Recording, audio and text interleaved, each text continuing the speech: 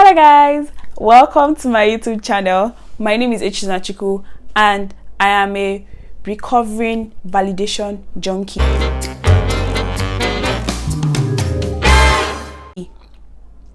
Yes, I said it. I'm a recovering validation junkie. So this topic is really important to me because I feel like a lot of my life I've lived for others. A lot of my life I have lived clinging to the opinions of others, just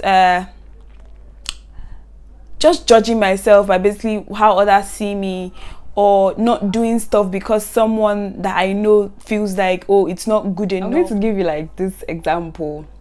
So my previous job, I stayed about a year longer than I wanted to stay. So when I was less than 6 months, I wanted to quit. I had my reasons. I felt that, there were a lot of things that weren't in place and I wanted to quit. And then I told my friend, I was like, oh, I really want to quit. Then he was like, no, don't quit, give it 6 months, give it 6 months. Then I told my siblings, were like, you try, be patient, these millennials, you people are not patient people. And then I basically did what they asked me to do. So I stayed 6 months, and by the time I'd say 6 months, I had found a coping mechanism. So I went for a program. It was a women of excellence program at Family Worship Center, and Tara Dorothea spoke. And when Tara was done speaking, I was touched. Like, I knew that I had to make a change in my life. Like, I knew there were things I needed to work on. And I told my elder sister, I was like, Kayla, I need to quit my job. And my sister was that one likes work. She likes 9 to 5. She was like, don't quit. Please don't do this. You don't do this. Look for a strategy, an exit strategy. Do this. I did an exit strategy. She was actually right. But the exit strategy she wanted me to have was another job. Do you get? And me at the time, I was just saying, okay, I want to take some time off work. I want to, just try to reinvent myself and just find stuff and just spend time with myself and find things that make me happy again, just basically reinvent myself, spend time with myself, reinvent myself, and before I go back out there.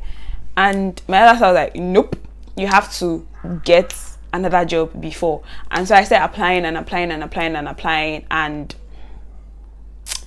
eventually it was taken out of my hands. So I had to quit. It was taken out of my hands,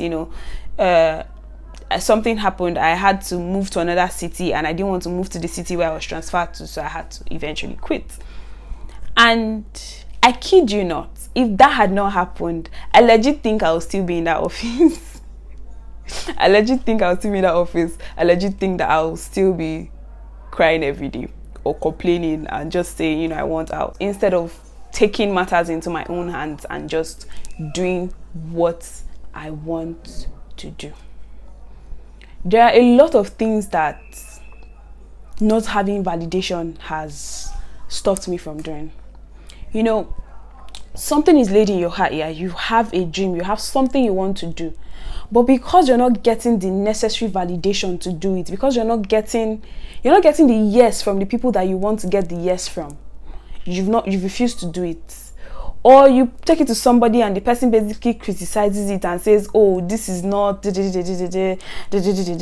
don't think this is good enough. Or, okay, obviously, I don't think someone will tell you I don't think this is good enough, but basically criticize it to the point where you think that, oh, I don't think this is good enough. The person is not the one that has that, the person is not the one that has the vision. It is your vision. So you're the one who understands it. It is you who understands it. It's not a stranger's place to come and start telling you if your vision is good enough. That's why they say be careful who you tell stuff to. There are destiny builders and there are those who bring down your destiny because they don't see far. There are people who really don't see far. I have a friend who, he's really good at building things up. So when you take something to him and he doesn't like it, he'll piece it and then help you to rearrange it. So it's something he's really good at, rearranging stuff and just helping you see things brighter and bigger and all of that. I remember that one time he told me that he saw a boss, he saw a He saw a very long bus and he was like that he can see my business name on the bus, and I was like, I began to sound like, ooh, yes, I can actually, my business can be that big. Before then, I kid you not, I wasn't thinking that far. I really wasn't thinking that far. But he got me to start seeing far. So there are people like that they are destiny builders. You can share your dream with a destiny builder, but be careful of who you share your dream with. Be careful that somebody does not tear down something that you're supposed to do and you can do properly. I remember something I wanted to do, academic mentoring. I wanted to do it on a particular scale and I didn't fully understand it. And a lot of people I'd been talking to at the time did not really understand it. They didn't understand how I could make money from it or how it really made sense. And so I just packed it up well. And recently, I had this like since 2018. 2018 or 2017, 2018 or 2017. So now in 2020, I see somebody post the same thing. The same thing I a few years ago that I didn't know how to do. I was confused. I was speaking to people. I see someone post the same thing, the same academic mentoring, and he's going about it a different way. And I'm like, this is the difference between when you share your vision with people that really understand as against people that do not. Because I remember a lot of people discouraged me. They were like, how are you going to eat from this? And at the time I was younger and not as wise as I am now. Do you get? Anyways, so I was not as wise as I am now. So I listened to what they told me, and I gave up on that part. So yes, we need approval from people sometimes, but we are not supposed to live by the approval of others. It's the same reason why if somebody tells you they don't like you, it's not your place to come and be making the person like you. It's not your place to want to die because somebody does not like you. I sit down before, my sister used to tell me that, madam, you act as if you're scared of being disliked. Why are you so scared of being disliked? It's as if others are liking you, it's validating you. If people love you, it's validating you. And it's obvious it's a work in progress. You get to the point where you don't give a shit anymore, like you don't care anymore. You get to that point eventually. But like, you have to consciously try to not care, to really not care. Else, honey, you gonna live your life for people. You're going to live your life for people. You will live your life for people, and that's really not a way to live. You cannot live your life for people. You really can't do that at all. Stay true to yourself.